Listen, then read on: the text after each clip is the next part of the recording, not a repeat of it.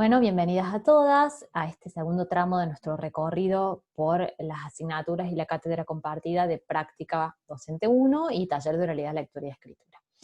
Para hoy les traemos un tema que es el texto argumentativo, recuperando esta incursión que habíamos empezado a hacer en la primera parte acerca de las tipologías textuales, donde ya vimos el texto expositivo como uno de los textos de usos más frecuentes con los que nos vamos a encontrar a lo largo de nuestra carrera, y el texto argumentativo, con el que también nos vamos a topar en varias oportunidades y que tiene sus especificidades y requiere ser abordado a partir de las mismas. Lo interesante es que abordando el texto argumentativo, ustedes se pueden apropiar tanto de herramientas para la oralidad, como para la escritura, como para la lectocomprensión de este tipo de textos, familiarizándose con lo que es el lenguaje persuasivo, es decir, aquel lenguaje destinado a fundamentar, a generar opinión y a poder argumentar y sostener la misma desde argumentos sólidos, coherentes y válidos. En este momento voy a compartir con ustedes la pantalla para que puedan visualizar unas diapositivas que hemos preparado para poder abordar esta temática.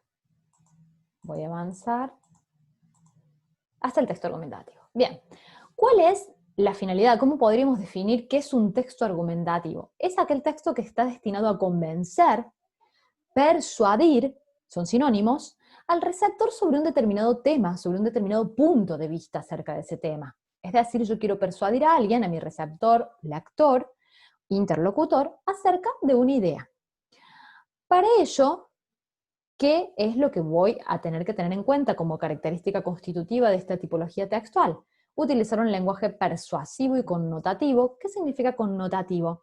Un lenguaje lleno de sugerencias, de entre líneas, digamos, es decir, no solo aquello que se dice de manera explícita, sino aquello que se connota, que se sugiere a través de mi palabra, ¿sí? En ese sentido, entonces, no es quizás un texto de un lenguaje tan sencillo o tan explícito como era el texto expositivo, sino que aquí puede jugarse más con el doble sentido, o la ironía, o quizás el sentido esté un poco más solapado o abigarrado. Las oraciones ya no van a ser meramente enunciativas, afirmativas y negativas como eran en el texto positivo, sino que van a ser oraciones exhortativas, es decir, que mandan a hacer, que dan órdenes, ¿sí? Desiderativas, que expresan deseos, exclamativas o interrogativas. Es decir, vamos a tener una amplia variedad de tipos de oración según la actitud del hablante. Los verbos ya no van a preponderar en modo indicativo, si bien puede haber, por supuesto, sino que van a predominar aquellos que estén en modo subjuntivo. ¿Cuál es el modo subjuntivo? El que sirve para expresar deseos, posibilidades. Es posible que mañana llueva, es probable que salgamos adelante de esta crisis, ¿sí? Posibilidades, potencialidades, cosas sobre las que no tenemos certeza. Porque al ser una opinión, justamente lo que se manifiesta, no hay una única opinión válida, ni un único punto de vista válido, sino una pluralidad de perspectivas acerca de un mismo tema. Por eso siempre esta mirada plausible, esta mirada parcial, ¿sí? Que si bien pretende convencer, es consciente de que puede haber otras posibles ideas con las que estamos disputando desde que sostenemos nuestro discurso, ¿no? E imperativos son aquellos verbos que sirven para ordenar, para exhortar, para mandar a hacer algo. Vótenme, toma Coca-Cola, ¿sí? Van a verlo muy presente en el discurso publicitario, ¿sí? Y el tono va a ser subjetivo y personal. Acuérdense que en el texto expositivo el expositor no opinaba, ni siquiera aparecía, simplemente se ocupaba de hablar de la temática en cuestión. Aquí en cambio van a aparecer juicios de valores, opiniones, sentimientos, sensaciones, la mirada personal de quien está opinando y construyendo opinión a través del discurso, ¿sí? En ese sentido va a haber una variación muy importante. También tienen una estructura particular. Si ustedes se acuerdan, el texto expositivo tenía una introducción, un desarrollo y una conclusión. Bien, aquí la estructura va a ser diferente. Van a tener un exordio o punto de partida. ¿Qué es el exordio o punto de partida? Es un párrafo, por lo general, donde se toma un caso concreto de la realidad como para poder entrar en el tema, entrar en la materia, ¿sí? Se puede tomar un caso polémico, se puede tomar un suceso que aconteció hace poco tiempo y que nos permite ser usado como disparador. Se pueden tomar otras fuentes o bibliográficas u otras voces con las cuales enriquecer nuestro discurso, pero es tomar un punto de partida que no es presentar el tema, sino es hacer un caso concreto como disparador para entrar en la materia. La tesis, esta es la parte fundamental de nuestro texto y que tiene que estar muy clara.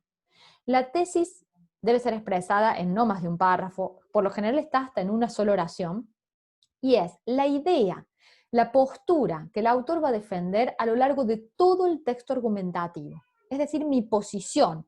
Por ejemplo, yo me posiciono a favor del aborto legal, seguro y gratuito, o en contra del aborto legal, seguro y gratuito, para tomar un tema polémico como podría ser cualquier otro, la despenalización del consumo de drogas, a favor o en contra, o todos los temas polémicos que se les ocurran a ustedes. Bien. En la tesis yo voy a expresar claramente cuál es mi postura personal acerca de ese tema. Por eso tiene que estar muy clara. No siempre están ordenados de esta manera, porque a veces la tesis está al medio de la demostración, pero por lo general primero se expone la tesis y luego viene la demostración.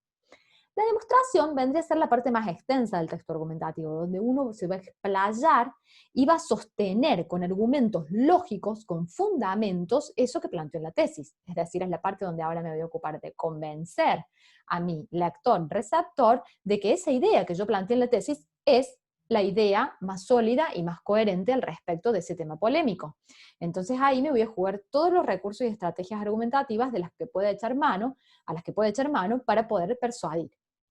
Y por último, la conclusión, que suele ser un párrafo, donde se da una breve síntesis, un cierre, y se recupera la tesis y se remata, digamos, o se reafirma esa tesis que se había planteado al inicio. ¿Cuáles son las estrategias argumentativas? Así como el texto expositivo tenían sus recursos explicativos que nos servían para explicar, para sostener la explicación, aquí las estrategias argumentativas van a ser algunas de las siguientes. Unas las van a compartir con el texto expositivo, por eso no las voy a volver a explicar, como la ejemplificación, que consiste en dar ejemplos, pero sí me voy a centrar en aquellas que son nuevas o que no aparecían en el texto expositivo. La analogía sí aparecía en el texto expositivo también, era poner un paralelo o proponer una semejanza, una relación de semejanza entre dos cosas a fin de esclarecer una idea al compararla con otra. ¿Cuáles serían nuevas o propias de este tipo de texto? La pregunta retórica. ¿Qué es una pregunta retórica? Es una pregunta que se le hace al receptor lector, pero que no pretendemos que sea respondida. Es una pregunta que más bien sirve como para instarlo a pensar, instarlo a reflexionar acerca de un tema, como un anzuelo, un enganche para que el que está leyendo o escuchando ese argumento pueda de alguna manera focalizarse y podamos capturar su atención. La pregunta retórica nos sirve para nosotros mismos ir dialogando con nuestra idea en el texto. No estamos esperando una respuesta y la reconocemos porque está entre signos de pregunta o por lo general usa los pronombres que sirven justamente para interrogar, que son pronombres enfáticos como qué, quiénes, dónde, cuándo, por qué. Otro recurso muy frecuente es la cita de autoridad. La cita de autoridad es tomar las palabras de otro, no otro cualquiera, sino alguien versado en la materia, un experto, un especialista, en ese punto de vista que yo sostengo, y con esas palabras reafirmar mi tesis o mi idea, es decir, tomo las palabras del otro para darle fuerza a mi idea. Esto no lo digo yo, sino que también lo dice esta fuente tan autorizada, reconocida y legitimada en este campo del saber. ¿Cómo reconozco una cita de autoridad? Porque va a estar entre comillas o porque va a estar introducida por tal como lo expresa, tal como dice, como enuncia fulano de tal, ¿sí? Esas son marcas de que estamos ante una cita de autoridad. La refutación es decir lo contrario a lo que dice el otro. Siempre en el texto argumentativo yo me estoy peleando con otra idea, aunque esa idea no esté explícita, ¿sí? Pero al tomar una postura, yo estoy polemizando contra las otras posibles posturas o perspectivas acerca del mismo tema. Por lo tanto, refutar es, de alguna manera, contradecir, contrariar, oponerme a esas otras posibles miradas sobre este tema que estoy exponiendo. Y nos vamos a dar cuenta por ciertos conectores, como el pero, el sin embargo, el no obstante, ¿sí? ¿Qué es la concesión? La concesión es dar en parte la razón al otro o a la otra perspectiva, pero dar una vuelta de tuerca. Es como conceder la razón a medias, ¿sí? ¿Para qué lo hago? Porque retomo algo válido de lo que dice el otro, pero mi interpretación sobre ese mismo hecho es otra. Entonces me voy a dar cuenta porque voy a usar conectores como si bien, a pesar de, pese a, aunque. Sí, es importante que anoten estos conectores. Si bien es cierto que bla, bla, bla, pero, y ahí añado mi vuelta de tuerca, mi mirada sobre eso que retomo. Y otro recurso muy común es la ironía. La ironía es, de alguna manera, estar diciendo algo con un sentido literal, pero en realidad no es lo que importa el sentido literal, sino el sentido figurado, lo que se esconde detrás de lo que digo. Cuando yo hablo en tono irónico, estoy de alguna manera diciendo lo contrario a lo que en verdad expreso. Es como si, por ejemplo, a todo el mundo le fuera mal en un examen y yo digo, se nota que estudiaron muchísimo. Lo estoy diciendo en tono irónico. Es decir, de alguna manera, es eh, decir algo de manera literal, pero que mi sentido oculto, solapado, figurado, en realidad sea el contrario a aquello que sostengo en mi decir. Algunos consejos o estrategias de abordaje al momento de enfrentarse ustedes a este tipo de texto. Primero, desde la lectura, identificar la tesis. Es muy importante que ustedes sepan cuál es la tesis, porque si no saben cuál es la tesis, se van a perder en cuál es la idea que se está intentando defender y sostener a lo largo de todo el texto. Entonces, rápidamente, cuando escucho un discurso de este tipo, un discurso político, un artículo de opinión sobre un tema polémico de la realidad, un editorial, un discurso publicitario, estoy nombrando todos los discursos que entran en esta gran esfera del texto argumentativo, una carta de lectores, ¿sí? Bueno, voy a tener que identificar la tesis, la idea que el autor pretende defender, y luego los argumentos con los que sostiene esa tesis que hacen uso de las estrategias que acabo de explicar. Mención de las circunstancias de producción. Es muy importante que seamos conscientes en qué contexto se produce el texto, porque no es lo mismo un texto que se produce en un contexto sociohistórico determinado que en otro. Las circunstancias de producción y circulación siempre nos dicen mucho acerca del significado del texto. Nos hablan acerca de esas polémicas ocultas y esas otras voces que se están intentando deslegitimar o desacreditar en ese discurso y que no siempre se hace de manera directa esa polémica con la palabra del otro. A veces está como de una manera más solapada, más oculta. Otra estrategia de abordaje es reconocer las estrategias discursivas que yo acabo de explicar y la superestructura, es decir, las partes del texto argumentativo.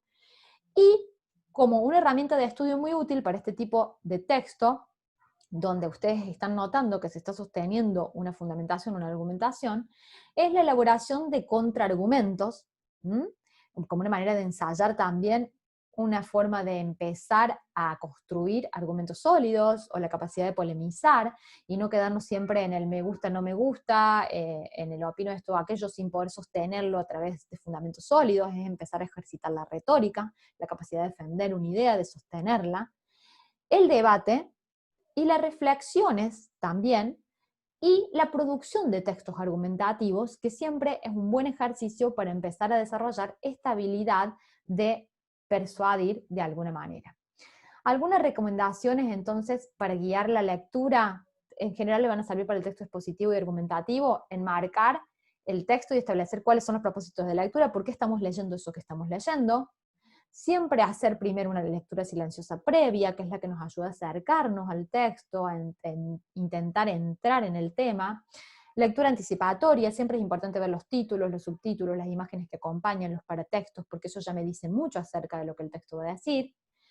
Hay que generar instancias de lectura colectiva, donde como docentes nosotros a futuro oficiemos como mediadores y facilitadores de esa comprensión lectora. También comprender los términos, ya sea buscando en el diccionario o por el contexto semántico, pero aprender ese vocabulario técnico específico que es tan importante, identificar cuál es la tipología que está en juego y cuáles son las estrategias que están en juego. La lectura en voz alta siempre ayuda porque es una manera de interpretar, digamos, el texto, de llevarlo al ámbito de la oralidad, que en el texto argumentativo es como muy fuerte, es muy importante devolverle esa vida oral a este tipo de discurso, y favorecer siempre la multiplicidad de miradas, la polisemia. No hay una única perspectiva sobre un tema, sino varias perspectivas posibles, ¿sí? Y todas son válidas y siempre desde el respeto se puede argumentar y polemizar con las otras ideas o miradas sobre un mismo tema. Bien. Entonces, con estas pautas, estamos en condiciones de empezar a abordar esta nueva tipología textual. Les aconsejo tomar apuntes de lo que es expuesto, porque este va a ser el insumo teórico que nos va a servir para empezar a ensayar un poquito estas estrategias de argumentación que tan útiles nos van a ser a lo largo de nuestra carrera. Bueno, las despido, espero que estén muy bien y nos veremos la próxima clase. Gracias.